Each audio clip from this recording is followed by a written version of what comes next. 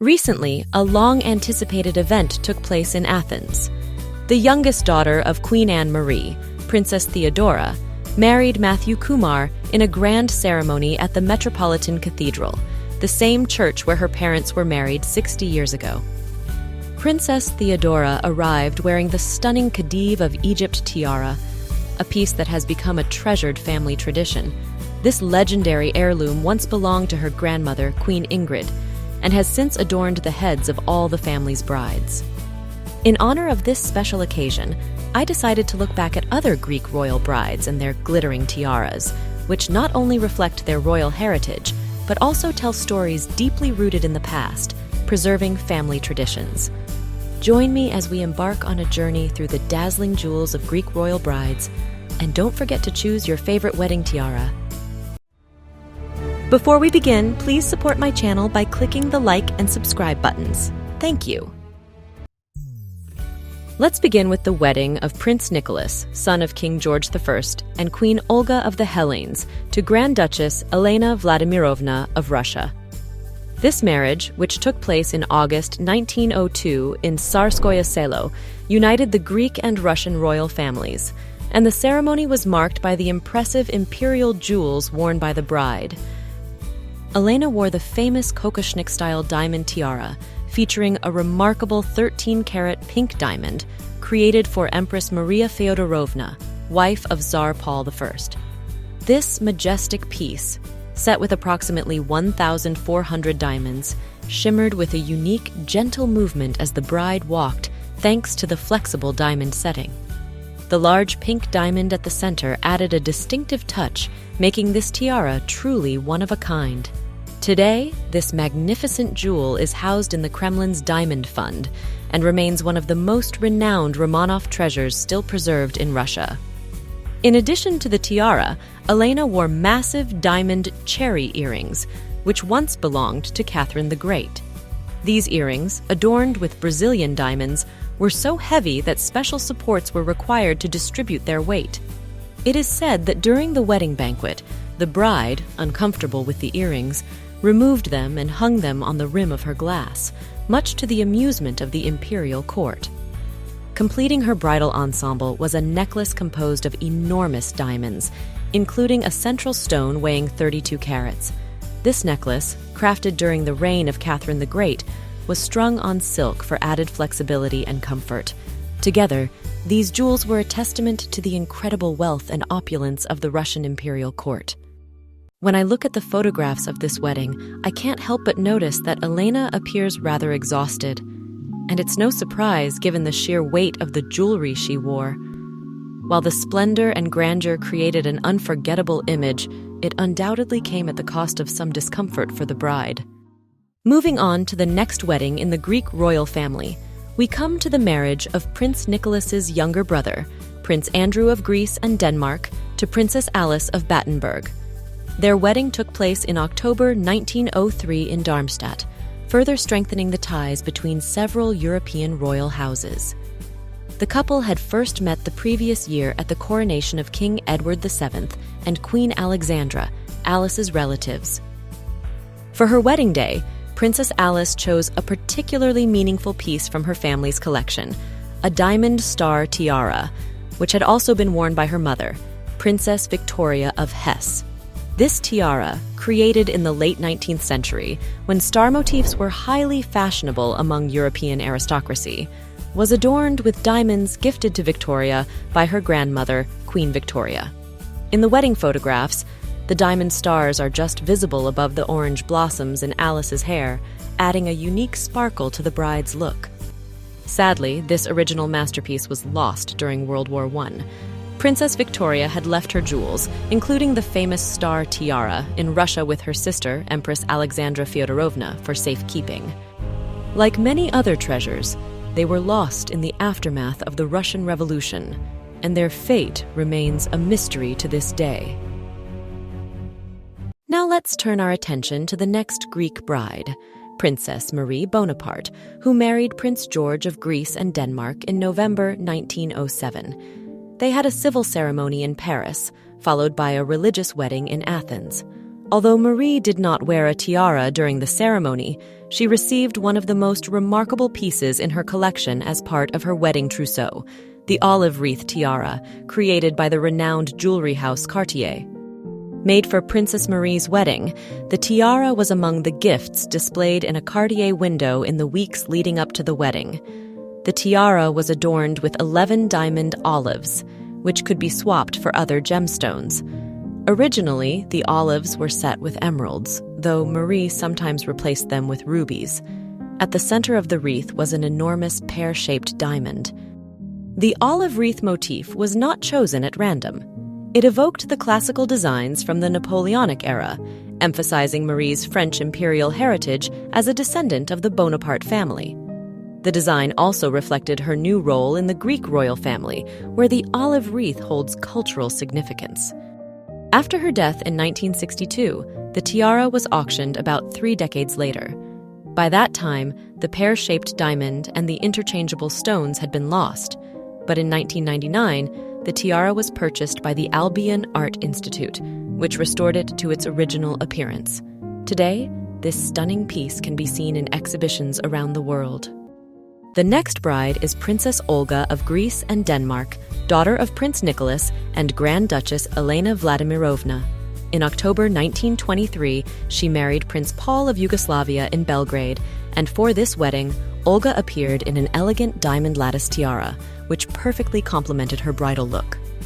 Although there isn't much information available about the tiara itself, it undoubtedly added a touch of sophistication and sparkle to the bride's ensemble. Completing her look was a classic diamond riviere necklace, a historical relic in its own right. The necklace consists of 26 graduated old-cut diamonds set in gold and silver. This piece dates back to 1860 and was given to Grand Duchess Olga Konstantinovna when she married King George I of Greece in 1867. The necklace miraculously survived the Russian Revolution. On Princess Olga's wedding day in 1923, her grandmother, Queen Olga, passed this magnificent necklace on to her granddaughter. The next bride we'll discuss is Princess Elizabeth of Greece and Denmark, the elder sister of Princess Olga. In January 1934, Elizabeth married Count Karl Theodor von Thoring-Jettenbach, a nephew of Queen Elizabeth of Belgium. For this important day, she chose a magnificent piece with deep roots in her family's history, a diamond fringe tiara that belonged to her mother, Grand Duchess Elena Vladimirovna. This Vladimir fringe tiara originally belonged to Elizabeth's grandmother, Grand Duchess Maria Pavlovna, one of the most famous jewelry collectors of the Romanov dynasty. The tiara was created for Maria Pavlovna in the traditional Romanov style, with spikes resembling sun rays, a characteristic feature of many Russian fringe tiaras. After Maria Pavlovna, the tiara passed to her daughter, Grand Duchess Elena Vladimirovna, who brought this impressive piece to Greece after her marriage to Prince Nicholas of Greece and Denmark. In 1934, Elena's 2 daughters, Elizabeth and her younger sister, Princess Marina, honored their Russian heritage by choosing the fringe tiara for their weddings. Princess Elizabeth wore the tiara with a long diamond riviere, a classic graduated diamond necklace, which also belonged to her family. The tiara remained with Elizabeth's family after her wedding and became an important heirloom for her descendants. Her daughter, Helene, wore the tiara at her wedding to Archduke Ferdinand of Austria in 1956, and her granddaughter, Sophie, continued the tradition by choosing the tiara for her wedding in 1990. The last time the tiara was seen at a family wedding was in 2005, when Elizabeth's grandson, Archduke Maximilian, married Maya Alascari. In January 1938, Crown Prince Paul of Greece, son of King Constantine I and Queen Sophie, married Princess Friederike of Hanover, his first cousin once removed. The ceremony took place at the Metropolitan Cathedral in Athens, and Friederike wore not 1 but 2 royal treasures. The first was the legendary diamond tiara of Queen Sophie, and the second was the small Hanoverian nuptial crown, which had once belonged to Queen Charlotte of the United Kingdom. Queen Sophie's diamond tiara is one of the most intriguing relics of the Greek royal family. It originally belonged to Queen Sophie, born Princess Sophie of Prussia, who married Crown Prince Constantine of Greece in 1889. The tiara's origins remain a mystery, though many speculate it was a gift from one of her relatives, possibly her mother, Princess Victoria, or her brother, Kaiser Wilhelm II. The tiara is distinguished by its large rectangular diamonds, set within more traditional floral motifs, making it a unique blend of modernity and classicism. Sophie wore this tiara as crown princess and later as Queen of Greece. After her death in 1932, the tiara was passed down to her daughter-in-law, Princess Friederike, who chose it for her wedding day. Along with the tiara, she also wore Queen Charlotte's small diamond nuptial crown, which the Hanoverian family had won in a legal dispute with Queen Victoria. Friederike continued to wear the tiara at numerous official events after she became Queen of Greece. But following the monarchy's fall in the 1970s, the tiara disappeared from public view for several decades. Many believed it had been sold during the family's exile, especially after Friederike's death in 1981. However, in 2012, this relic made a surprise reappearance when Marie Chantal, the wife of Crown Prince Pavlos, wore the tiara to a banquet in honor of Queen Margrethe II of Denmark's Ruby Jubilee. This caused quite a stir among royal jewelry enthusiasts, as the tiara had been thought lost.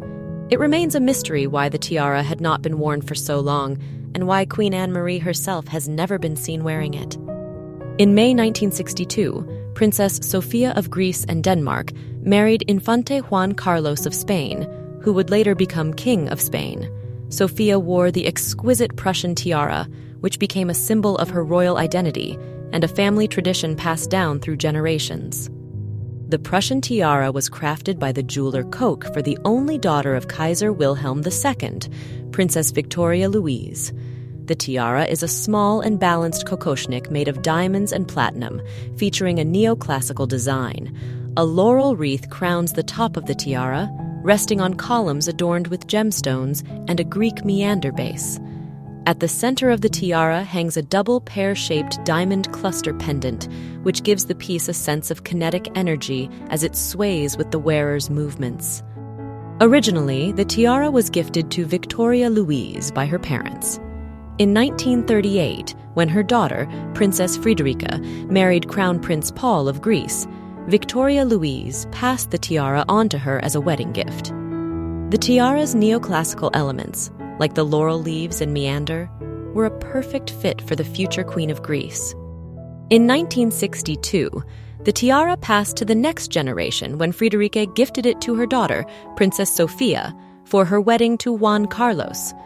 Sophia wore the tiara both before and during her wedding, emphasizing her ties to both Prussian and Greek heritage. After the wedding, Sophia and Juan Carlos settled in Spain, and the tiara became an important part of the Spanish royal collection, especially after Juan Carlos ascended the throne, establishing the country's modern constitutional monarchy.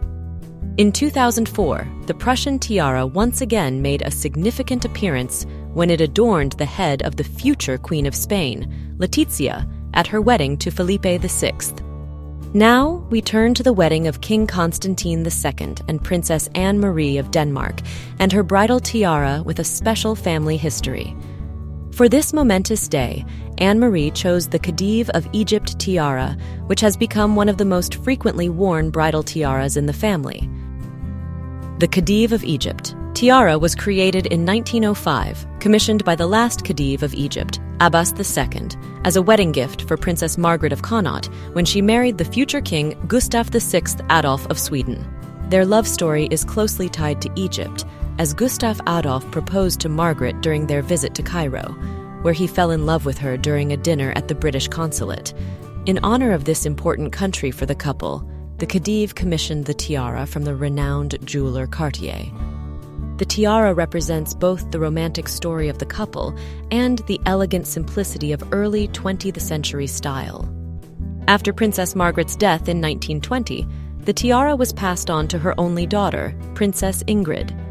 Although Ingrid did not wear this tiara on her own wedding day, it was through her influence that it became a significant family heirloom, worn by all of her female descendants on their wedding days. Anne-Marie wore the tiara for her wedding in 1964, and since then, the piece has become a symbol of tradition in their family. All of Ingrid's daughters and granddaughters, including Queen Margrethe II, Princess Benedicta, and their daughters, have worn this tiara for their weddings. Remarkably, Anne-Marie's eldest daughter, Princess Alexia, and now her youngest daughter, Princess Theodora, have also worn it. It is interesting to wonder what the future holds for the Khedive of Egypt tiara. Perhaps Anne-Marie will pass it on to one of her daughters. Or perhaps it will return to the Danish royal family to continue the tradition of bridal tiaras for future Danish princesses. Another tiara that we must include in our list connects multiple royal weddings. This is Queen Anne-Marie's antique corsage tiara. This piece, associated with several royal marriages, has become a symbol of family continuity in both the Danish and Greek royal families. In July 1995, Crown Prince Pavlos, the eldest son of King Constantine II, and Queen Anne-Marie, married Marie Chantal Miller. The wedding took place in London at the Greek Orthodox Cathedral of St. Sophia. For this occasion, Anne-Marie lent her daughter-in-law the antique corsage tiara. This tiara, designed in a floral pattern with diamonds and pearls, was reconfigured by Queen Ingrid of Denmark from an antique corsage ornament that originally belonged to her grandmother, Queen Victoria of Sweden. The tiara became Anne-Marie's first significant piece of jewelry when Queen Ingrid gifted it to her daughter for her 18th birthday. After Anne-Marie became Queen of Greece, she continued to wear this tiara at important events, and it eventually became part of the family's wedding tradition. All three of her daughters-in-law, Marie Chantal, Tatiana Blatnik, wife of Prince Nikolaos, and Nina Flor, wife of Prince Philippos, wore this tiara on their wedding days, continuing the family tradition. Thank you for watching this video. I hope you enjoyed exploring the world of royal weddings and learning more about the stunning tiaras of Greek brides. Now it's your turn. Which wedding tiara was your favorite? Let me know in the comments. I'd love to hear your thoughts. If you liked the video, don't forget to give it a thumbs up, subscribe to my channel, and share it with your friends. Thank you for watching, and see you next time.